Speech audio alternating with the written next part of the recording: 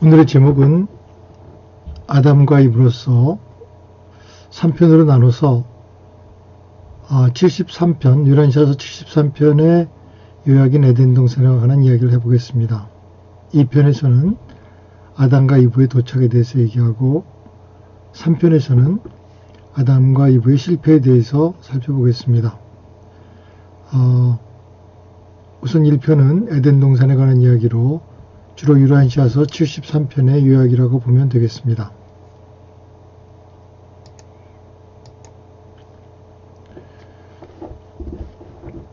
(50만 년) 전에 도착한 행성 영주 칼리가스티아 이후 문화적 퇴폐와 영적 빈곤이 이어졌지만 요란시아 민족들의 생물학적 상태에는 큰 영향을 미치지 못했고, 행성의 역사에서 4만 년 전에 이미 생물학적 관점에서 볼 때는 요란시아 민족들의 진화가 절정에 가까이 이르렀다는 것을 그때 요란시아에서 근무하던 생명 운반자들이 주목하게 되었습니다. 멜기세덱 행성 관리자들은 생물학적 계량자, 곧 물질 아들과 딸의 파송을 요청하게 되었습니다.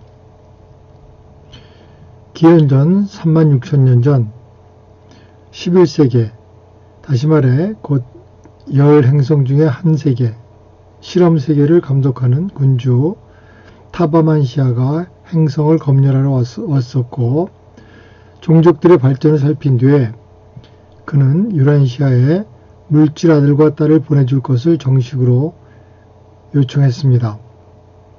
이 검열 이후 100년이 채 안 돼서 아담과 이브, 곧 지옥체계의 물질 아들과 딸이 도착했고, 반란으로 뒤에 처지고 영적으로 고립된 이 행성에서 혼란을 해결하고자 어려운 과제를 시작했습니다. 정상 행성에서 물질 아들이 도착하는 것은 보통 발명과 물질적 진보와 지적 깨우침이 있는 중대한 시대가 다가오게 됩니다. 그렇지만 요란시아에서는 그렇지가 않았습니다. 육체적으로는 건강한 종족들이 행성에 살았지만은 그들은 야만스럽고 도덕적으로 침체된 늪에서 시들고 있었습니다. 반란이 있은 뒤 1만 년이 되자 영주 행정부가 이룩한 업적이 실질적으로 다 사라져버렸습니다. 겨우 노족과 아마돈 족속 사이에서 달라마시아의 전통과 행성 영주의 문화가 지속되었습니다. 노족속은 영주의 참모진에서 반란을 일으켰던 집단의 후손들인데, 그 이름은 그들의 처음 지도자 놋에서 유래하며 그는 한때 달라마시아의 산업 및 무역위원회의 의장이었습니다. 아마돈 족속은 반과 아마돈과 함께 충성하기로 작정한 안돈 족속의 후손이었습니다. 놋 족속과 아마돈 족속 사이에는 전통적으로 적대 관계가 있었습니다. 나중에 에덴 동산의 일에서도 그들이 평화롭게 함께 일하기는 대단히 힘들었습니다. 달라마시아가 멸망한 뒤에 얼마 안 돼서 놋 종족은 세 주요 집단으로 갈라졌습니다. 중앙 집단은 페르시아만 상류 가까이에서 그들 최초의 집 바로 근처에 남아 있었고, 동쪽 집단은 유프라테스 강 유역의 바로 동쪽의 엘람 고지 지역으로 옮겨갔습니다. 서쪽 집단은 지중해 시리아의 동북 바닷가에서 그리고 인접한 영토에서 자리를 잡았습니다. 이 놋 종족은 산객 종족들과 자유롭게 짝을 짓고 유능한 후손들을 남겼습니다. 그리고 모반한 달라마시아의 사람들 후손 중에 일부는 후에 메소포타미아 북쪽의 땅에서 반과 그의 충성스러운 추종자들과 합쳤습니다.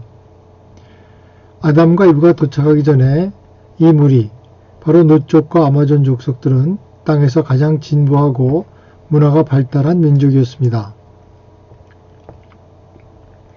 타바만시아의 검열이 있기 전에 거의 100년 동안 반과 그 동료들은 약속된 하나님의 아들, 곧 종족 계량자, 진리를 가르치는 선생, 반역한 칼리가스티아의 뒤를 이을 자격 있는 후계자가 오리라고 외치고 있었는데 그 시절의 세계 거주자의 대다수는 그러한 예언에 거의 아무런 흥미를 보이지 않았지만 반과 아마돈과 가까이 접촉을 가졌던 사람들은 그러한 가르침을 심각하게 받아들였고 약속된 아들을 실제로 영접하려고 계획을 세우기 시작했습니다.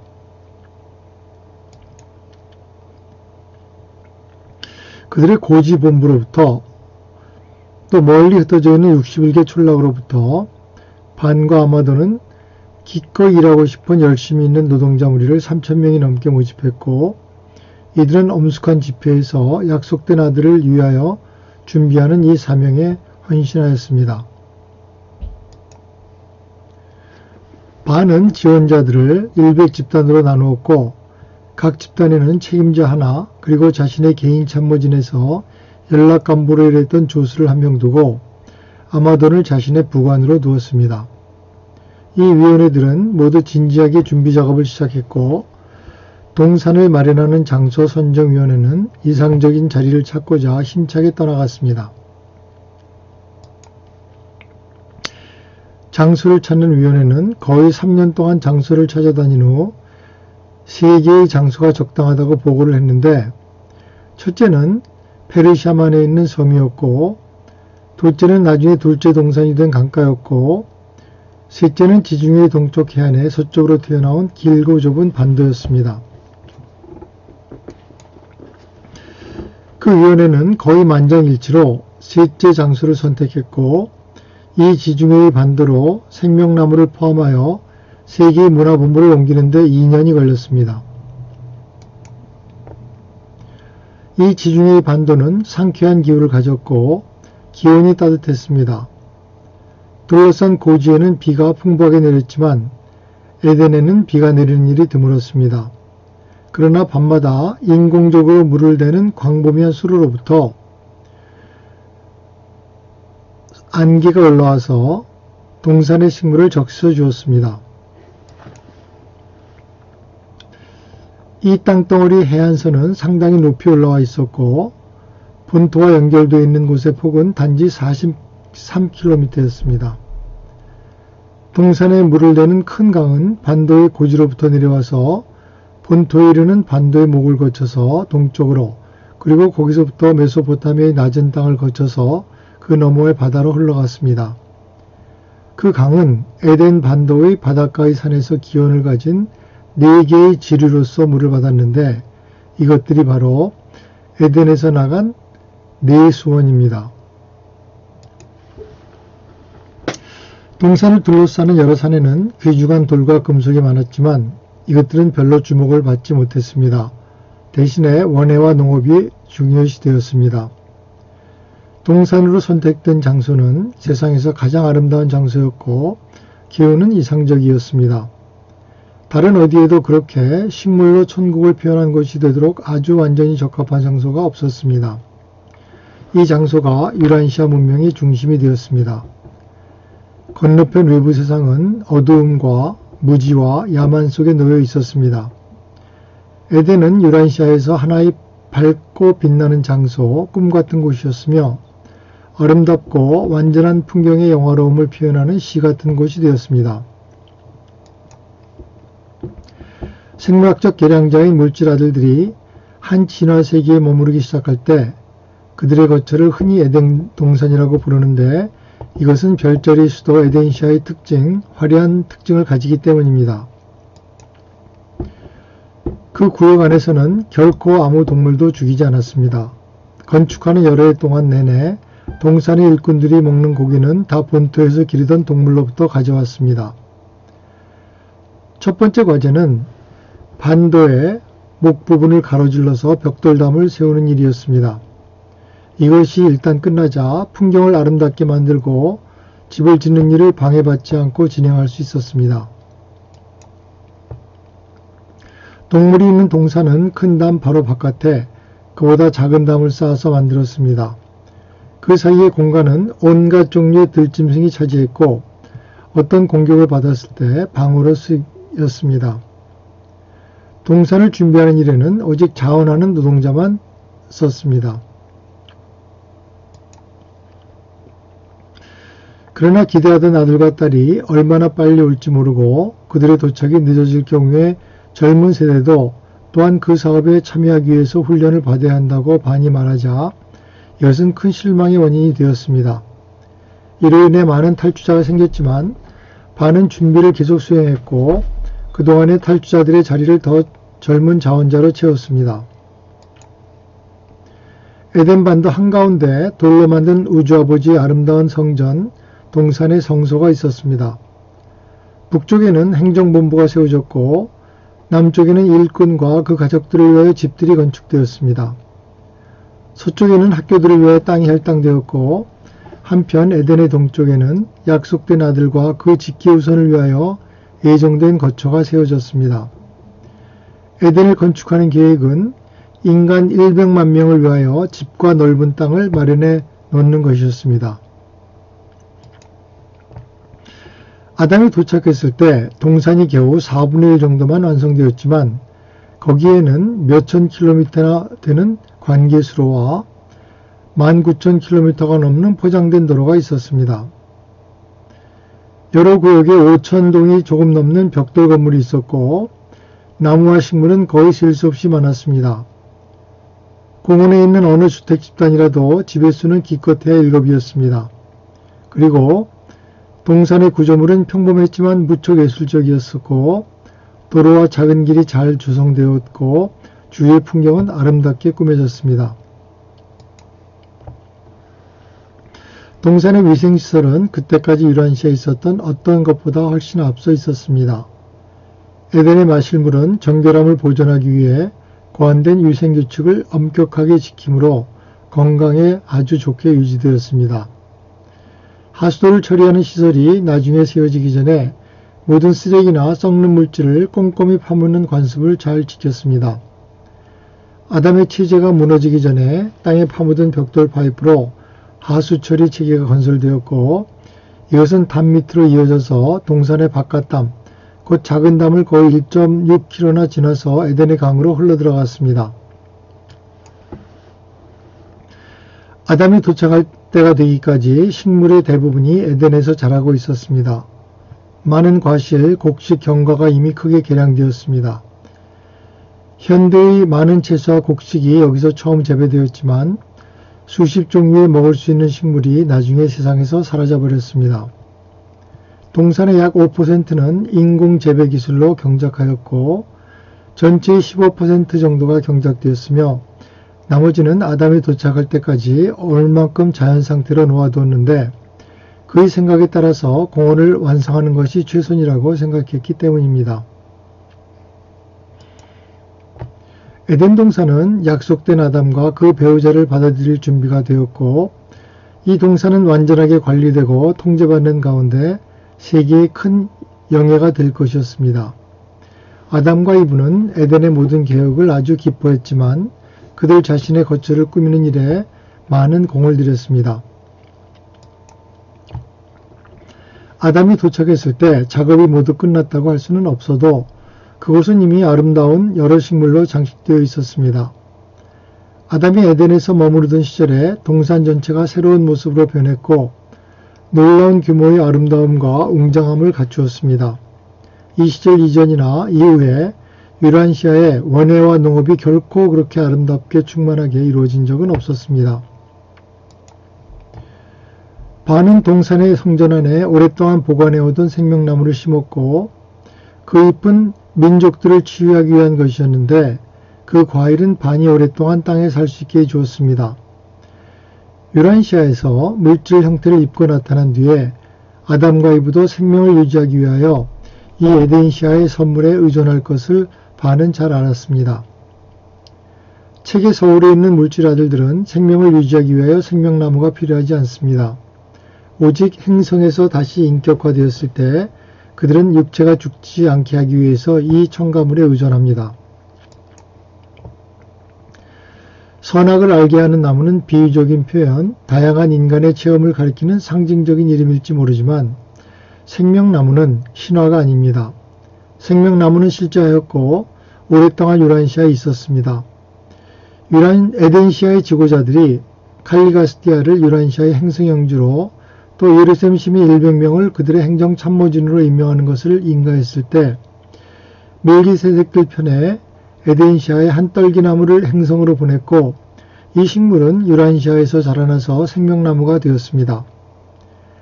생명나무는 별자리 본부 구체의 토산물이며 하보나 구체들 뿐만 아니라 지역우주와 초우주의 본부 세계에서도 또한 발견되지만 세계의 서울에는 없습니다. 이 수포식물은 동물의 노화를 억제하는 어떤 공간 에너지를 저장하고 있었습니다. 생명나무의 열매는 비화학적 방법으로 에너지를 저장하는 건전지와 같았고 먹었을 때 생명을 늘리는 힘을 방출하였습니다. 이 형태의 양분은 유란시아에 있는 보통의 진화 존재에게는 전혀 쓸모가 없었지만 특별히 칼리가스티아 참모진의 위형 참모진 100명 그리고 영주 참모진에게 생명질을 기여한 수정된 안돈 족속 100명에는 큰 쓸모가 있었습니다. 영주가 다스리던 그 시절에 그 나무는 아버지의 성전의 가운데 뜰에서 자라고 있었는데 반란이 발생하고 나서 반과 그 동료들은 그 나무를 자신들의 캠프로 옮겨 다시 길렀고 거기서 그 나무는 반과 아마돈에게 10만 년이 넘도록 영향을 공급하였습니다. 반과 그 동료들은 아담과 이브를 위하여 동산을 준비했을 때 에덴시아의 나무를 에덴 동산으로 옮겨 심었으며 거기서 다시 한번 그 나무는 아버지를 예비하는 또 다른 성전의 중심 원형뜰에서 자랐습니다. 아담과 이브는 그들의 이중 형태의 육체 생명을 유지하려고 그 열매를 정기적으로 먹었습니다. 물질 아들이 계획이 실패했을 때 아담과 그의 가족은 그 나무를 동산에서 가지고 가는 것이 허락되지 않았습니다. 롯 족속이 에덴 동산으로 침입했을 때 그들이 그 나무의 열매를 먹으면 신들과 같이 되리라는 이야기를 들었고 몇 년 동안 그 과일을 아낌없이 먹었지만 그들에게는 아무런 효과가 없었습니다. 그들은 생명나무로부터 아무런 혜택을 얻을 수가 없게 되자 화가 났고 그들의 한 내란과 연관되어서 성전과 나무는 모두 불에 타버리게 되었습니다. 동산이 나중에 물에 잠길 때까지 오로지 돌담만 남아 있었습니다. 이것이 두 번째로 파괴된 아버지의 성전이었습니다. 이제 유란시아에서 모든 육체는 살다가 죽어야 하는 자연스러운 과정을 거치게 되었습니다. 아담과 이브, 그 자녀와 손자들은 동료들과 함께 시간이 지나자 모두 죽었습니다. 그들은 지옥우주의 상승 계획을 따르게 되었고 그 계획은 육체가 죽고 나면 맨션 세계에서 부활하는 것이었습니다. 아담이 첫째 동산을 떠난 뒤 롯 종족, 큐 종족, 순투 종족이 그 자리를 차지했습니다. 나중에 동산은 아담 족속과 협조하는 것을 반대한 북쪽 롯 종족의 거처가 되었습니다. 아담이 동산을 떠난 뒤에 그 반도는 거의 4,000년 동안 이 저급한 롯 종족이 차지하고 있었습니다. 이때 둘러싼 화산들의 맹렬한 활동과 시실리를 아프리카로 있는 육지다리가 가라앉는 것과 관련하여 지중해 동쪽 바닥이 내려앉으며 에덴 반도 전체가 바다 밑으로 가라앉았습니다. 이 광범위한 침몰과 동시에 동부 지중해의 해안선이 크게 높아졌습니다. 이것이 유란시아가 일찍이 간직했던 가장 아름다운 자연의 창작품의 마지막이 되었습니다. 이 과정은 그렇지만 갑작스럽지 않았고 반도 전체가 완전히 가라앉기까지는 몇백 년이 걸렸습니다. 동산이 이렇게 사라진 것은 어떤 면에서도 신성한 계획이 실패한 결과라거나 아담과 이브가 실수한 결과는 아닙니다. 에덴이 가라앉은 것은 한 자연현상일 뿐입니다. 그러나 세계 민족들을 강화하는 일을 시작하기 위하여 보라 인종의 인구가 늘어난 바로 그 무렵에 맞추어서 에덴이 가라앉은 일이 생긴 것 같다고 계시자는 말하고 있습니다. 멜기세덱들은 아담에게 그 자신의 가족이 50만이 될 때까지 다른 종족을 개량하기 위해 혼합하는 시도를 하지 말라고 조언했습니다. 동산은 아담 종족의 영구한 집이 되라고 결코 의도되지 않았습니다. 그들은 온 세상에 새 생명의 사자가 되도록 정해져 있었습니다. 땅 위의 어려운 종족들에게 유익하게 증여되기 위해서 쓰여질 예정이었습니다. 멜기세덱들이 아담에게 지시한 바는 그의 직계 아들딸이 살 수 있는 종족본부, 대륙본부, 지역본부들을 세워야 하며 한편 아담과 이브는 생물학적 개량, 지적 진보, 도덕의 회복, 이러한 세계적 직책을 맡는 고문이자 조절자로서 세상의 이 다양한 중심들 사이에서 시간을 나누어 써야 한다는 것을 뜻했습니다. 지금까지 에덴 동산에 대한 유란시아서의 이야기를 살펴보았습니다. 다음 편에서는 아담과 이브의 2편으로 유란시아서 74편의 이야기를 정리해 보겠습니다.